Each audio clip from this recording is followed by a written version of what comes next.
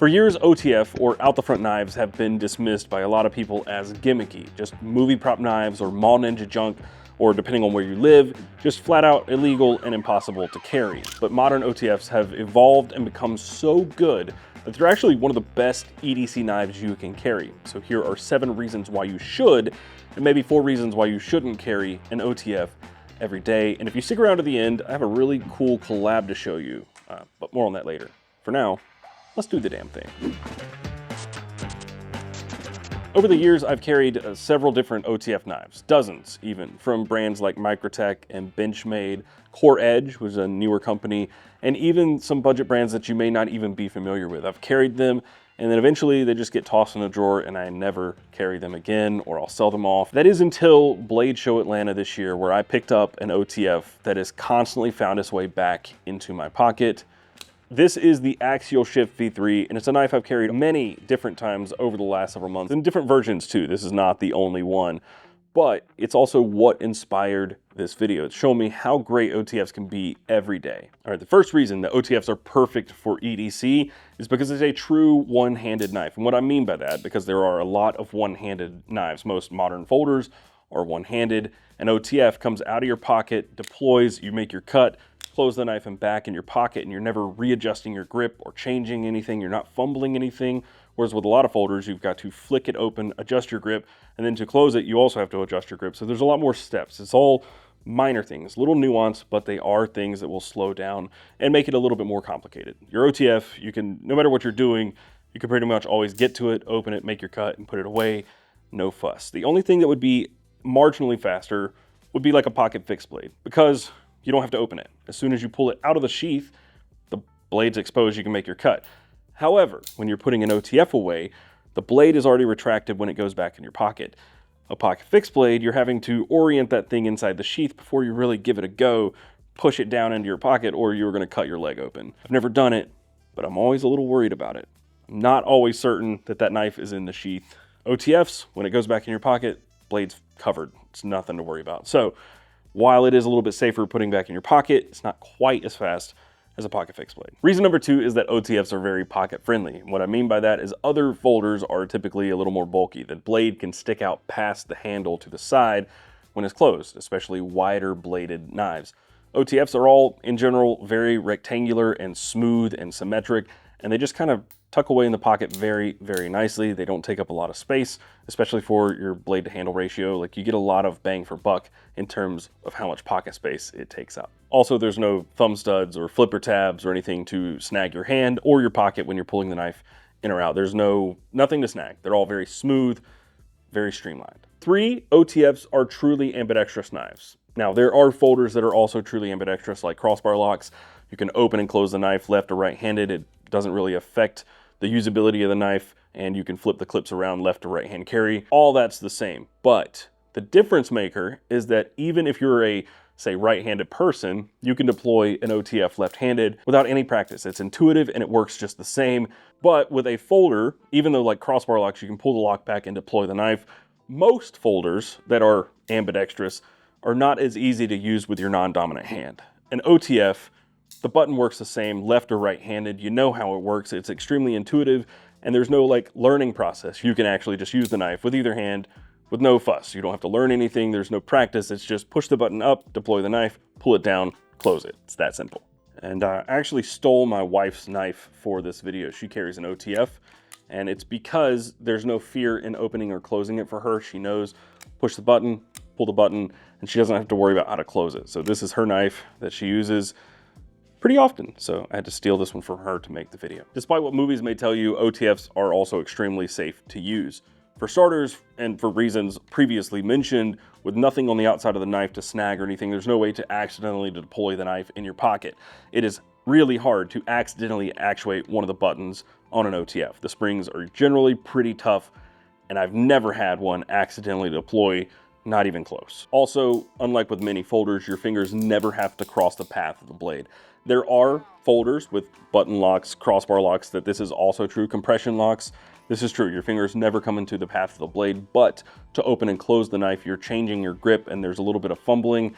and you have to give the knife a little bit of a flick to actuate that blade down a lot of the time. Not always. If it's something truly drop shut, you don't really need to. But most of the time, you got to give it a little bit of a push. On an OTF, you're never changing your grip or anything. You have a full forefinger grip on the blade or the handle when you're using it, and then you're just pushing the button up and down to actuate the blade. And then finally, the one you see in movies, no. OTFs, you cannot open them against something. If it even touches the tiniest little bit of something when you're deploying the blade, it will disengage from the spring and slide back into the handle, or at least mostly. It may be exposed a little bit, but you cannot open the knife into or through something. The springs just aren't that tough. It's not that dangerous. It's not even that scary once you realize just how little force it takes to disengage the spring on an OTF. All right, really quickly, you need to take a moment to thank our channel sponsors who make all of this possible. First up, I want to thank Worksharp. This is your reminder to use your shit and sharpen your knives. Go check out Worksharp, all the sharpeners they have available, and their new knife, the RMX. I also want to thank bigidesign. They make amazing titanium pocket tools and pins, knives, watches, all sorts of EDC gear. So check out bigidesign for all your EDC stuff, or use my coupon code BDEDC or the link in the description down below for 10% off your purchase at bigidesign. I also want to thank Blade Binge. If you're not familiar with them, it is a secondary marketplace for buying, selling, and trading all your EDC goods. So if you have knives you want to sell, you can go there. If you want to buy something secondhand and save a little money, go check out Blade Binge. They have all sorts of stuff available. I actually really like browsing the Grail section because they've got some really unique and rare stuff, but also the EDC accessory section because there's really good deals on things that you can't always find that easily. So go check out bladebinge.com. Use the link in the description down below. All right, back to the video. The fifth reason you should carry an OTF is lock failure safety. While you shouldn't have to worry about lock failure in a pocket knife of any kind, it does happen. It's not very common, but it does happen. And if you're holding a folding knife and the lock fails, you do have the possibility of the knife closing on your hand. Again, it shouldn't happen under normal circumstances, but if the lock fails on an OTF, since it is on a track, generally the only place that blade is going to go is back into the handle and not closing onto your fingers. There are also no partial deployments or whatever. With a folding knife, sometimes you can flick it open and it not fully lock out. That can happen on an OTF. It doesn't typically happen because it's being fired open into the lock position. But if it does, typically what's going to happen if it doesn't go all the way into the lock position is it's going to bounce back and go back into the handle. It might be exposed a little bit, but you know the lock is not engaged. Sometimes with a folder, it is possible to partially deploy it and not realize it's not fully locked out. Generally, press it against something, it's going to lock itself out.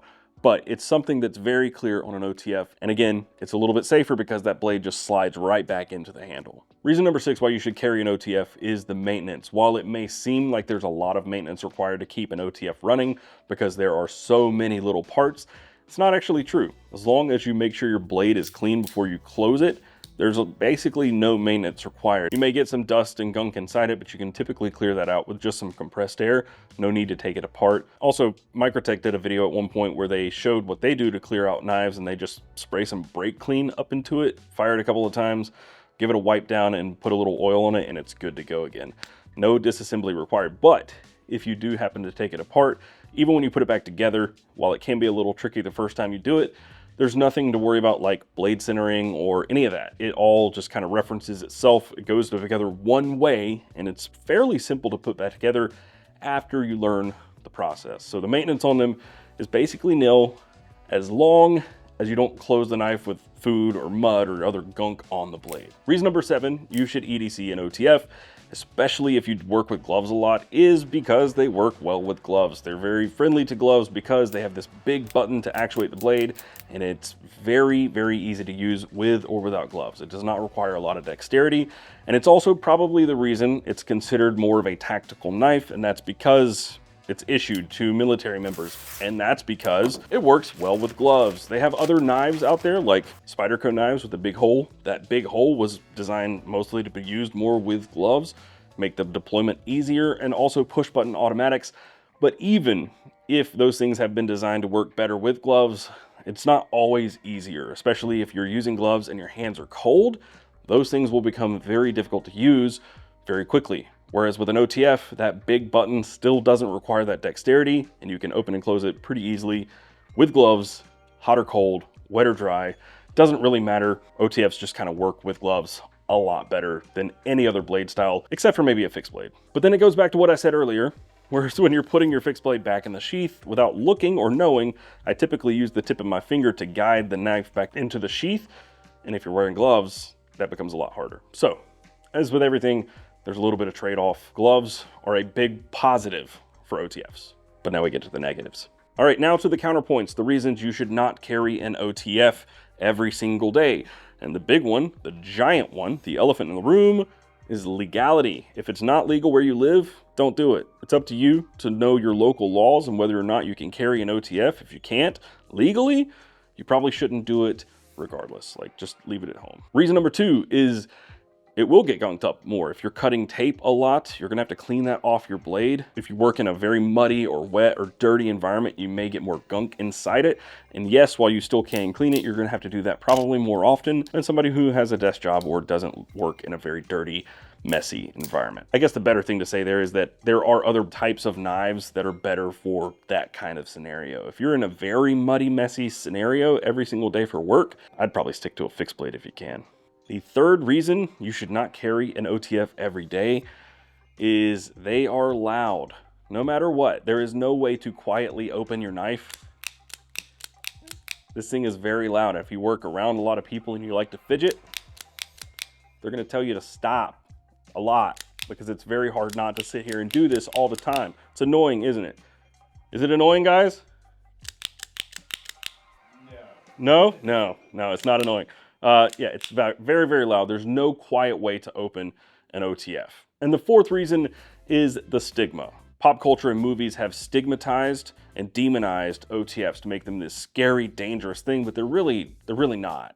They're no more dangerous or scary than any other knife. In fact, when it comes to like certain situations, I'd say it's less scary because the blade disengages so easily sometimes that it's kind of laughable. You can hold up a sheet of paper and open it into it and it'll just bounce back and disengage. So there is a stigma regardless, even though they're not scary or more dangerous, just opening that sound is enough for people to go, whoa.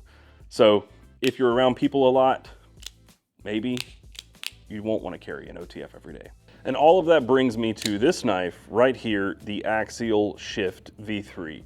I've had a lot of OTFs over the years. I've carried a lot and I have all these. I own a bunch of OTFs and I just basically never carry them. I don't really know what it is about them that I carry a couple of times and then I toss them in a drawer behind me. But this knife I got at Blade Show this year and it's been a constant. It's something that constantly finds its way back into my pocket and I really thoroughly enjoy this knife a lot. Let's talk about Axial real quick. This is my first experience with Axial. This was the V1 of the Shift and this was their collaboration with our friend Zach in the wild, as you can see right here. And Axial has come a very long way since this V1. So in my first note is that the button on this one when the blade is fully deployed rattles a little bit. There's a little bit more blade play. The way that the construction is, you have screws being run straight into the aluminum frame, and it does have a reversible pocket clip, but it is deep carry and bent, so it's not super strong. But the action and everything is really tight on it from V1. This was their first foray into OTFs. They wanted to make a knife in the US, an OTF in the US, and they wanted to do it right, and they did a great job as V1. This was like their opener. Then they went to V2, which actually looks a whole lot like this. I never had a V2, so I can't really speak to how the improvements were directly. One of the things that they did improve was this blade to handle ratio. So you can see the blade on this one is pretty small compared to the handle. It had an improved mechanism and just refinements all around. But then we get to the V3, and this is like a quantum leap forward. This is such a nice OTF. This is a great OTF. This is a phenomenal OTF, and one of the biggest things they've done here is that they have made this thing fixable, replaceable, user serviceable. These 4 corner screws are actually posts that go all the way through, so they're no longer screwing directly into the aluminum, which is a failure point in a lot of OTFs because you're screwing into a softer material than the screw is. So you can actually strip out the handle and then you have basically a ruined knife. So the way this works is there's a post that goes all the way through and this screws steel into steel and it's just held inside the aluminum. So that is a place that is a massive improvement. They also introduced what they're calling a bearing glide trigger, which is so smooth. Like this was really good action but this thing right here is like it's on glass. It feels so nice and it works really, really well. So it fires better. There is no play in that button once it's deployed. This one you might be able to hear. There's nothing here. This button doesn't move unless you physically slide it back. This one just kind of rattles in place. The blade play is minimal on this, and they've switched from this bent clip that slots through, so you can unscrew the screw on the back, flip it around. This one is just 2 screws like a standard milled clip, and you can flip it to either side. They have also upgraded to a 7000 series aluminum and Magna Cut blade steel. So there's all sorts of upgrades all throughout, but from V1 to V3 is a huge, huge jump in quality. And this is the first OTF that I have carried consistently on and off since June. So that's several months now, and it's just been a mainstay. But one of the biggest selling points for Axial for me is their workhorse guarantee. They want you to use this knife, beat it up. So you have lifetime free resharpening and maintenance. You can send this to them, and if it's not working right, they'll make it work right. They'll take it apart, clean it, and get it back in operation. And that is for the life of the knife. And they say, you, your son, your grandson, it doesn't matter. They're gonna take this thing and make it work again for you, and they'll sharpen it up for you. And all that brings me to these knives you've been seeing throughout this video, right here. These are the best Damn EDC collaboration Shift V3, and I'm excited to finally tell you about this. So there's 2 versions, a milled and a plain, and they come in this OD green with a bronze button and milled clip, and they have an acid stonewash Wharncliffe blade in Magna Cut. They are sick. It's the OTF I've wanted forever, and it's so, so nice. The first 50 of these will be serialized, and or 50 of each variant, I should say, will be serialized, and they will be available starting tomorrow, October 10th, Friday, October 10th, on Axial's website, or if you are in the Salt Lake area, you can go to Blade Show and pick up one in person at Blade Show West. So that's happening this weekend. Go pay a visit to Axial if you're gonna go to the show and get one of these shifts before they're gone. So I think this goes to show just how much OTFs have changed, right? Obviously, there have been companies around making great OTFs for a long time, but they keep getting better and better. And hopefully, the legality will make these things easier for a lot of you to carry, especially as the Federal Switchblade Act is being contended and contested in different states. Hopefully, more of you can carry OTFs. If you are able to, I highly suggest you check out Axial. They are doing some great stuff, and they have really come a very long way in a very short amount of time, and they're great people. But anyway, OTFs, I wanna know, are you an OTF fan, or do you think they're just a gimmick? And if you're interested in the collaboration, milled or plain, I'm very curious how you guys feel about those 2 versions. Anyway, that's it for this video. I hope you enjoyed it. If you did, hit the like button. Let me know, milled or plain, in the comments down below. And until next time, carry on. Why is it that British people can just say something like, let's crack on, and it works? Like, the only thing we have is let's get into it, and that just sucks because that's what everybody says. And what I mean by that is a lot of other folding types? Number 3 is that, I'm gonna just stop this clip. I can deploy an OTF just as easily with my left hand. You motherfucker. Did you do that? You fucker.